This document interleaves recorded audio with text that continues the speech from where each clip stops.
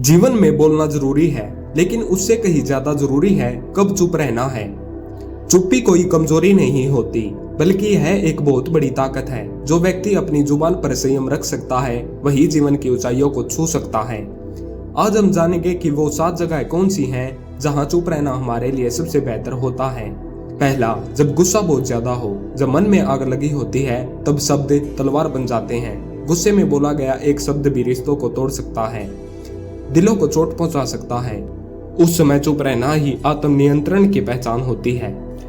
जब अंदर तूफान मचा हो, तब अपनी चुप्पी से ही शांति लाओ। बोल दोगे तो पछतावा होगा, लेकिन चुप रहोगे तो समय खुद जवाब देगा।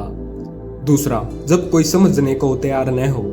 बहुत बार हम कोशिश करते हैं कि किसी को समझाने की, लेकिन सामने वाला सुनना नहीं चाहता। तब हमारी बातें भी दीवार से टकराकर लौट आती हैं। ऐसे में चुप रहना बुद्धिमानी है।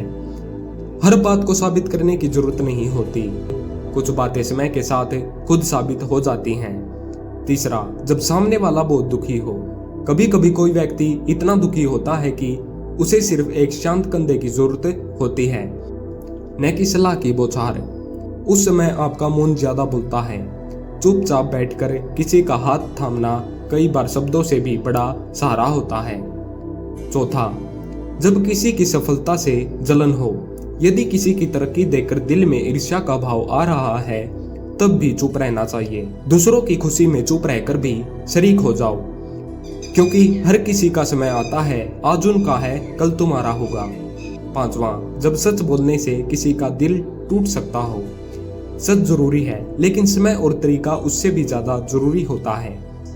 हर सच्चाई को उसी समय और उसी तरीके से नहीं कहना चाहिए। अगर किसी का दिल टूट सकता है, तो सच को थोड़ी देर चुप रखो और सही समय का इंतजार करो। सच बोलो, लेकिन ऐसे न हो कि किसी की आत्मा पर घाव कर दो। छठा, जब सामने वाला अहंकारी हो। अहंकारी व्यक्ति सिर्फ अपनी ही बात सुनना चाहता है। वह किसी की सलाह नहीं लेता, किसी की भावना नहीं समझता। ऐसे में आप जितना बोलेंगे, वह उतना ही आपको नीचा दिखाएगा। अहंकार के सामने चुप रहना भी एक युद्ध जीतने जैसा है। वहां शब्द नहीं, शांति ही सबसे बड़ा उत्तर है।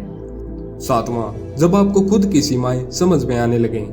कभी कभी इंसान को यह एहसास होता है कि वह सब कुछ नहीं जानता, वह गलती कर सकता है, वह भ्रम में रह सकता है। ऐसे समय में चुप रहकर सीखना ज्यादा बेहतर होता है। ज्ञान वही है जहां चुप्पी हो, क्योंकि बोलने वाला सिर्फ कहता है, लेकिन सुनने वाला सीखता है। चुप रहना कोई कमजोरी नहीं, बल्कि महानता की निशानी है। महात्मा बुद्ध ने कहा था, जैसे नदी शांत होती है, वैसे ही चुप मन सबसे गहरा होता है। चुप्पी में ताकत है। वह आपको सोचने का समय देती है, खुद को समझने का अवसर देती है और दुनिया को देखने का नया नजरिया भी। अगर आप इन 7 जगहों पर चुप रहना सीख जाते हैं, तो यकीन मानिए आप एक समझदार, शांत और शक्तिशाली इंसान बन सकते हैं। धन्यवाद।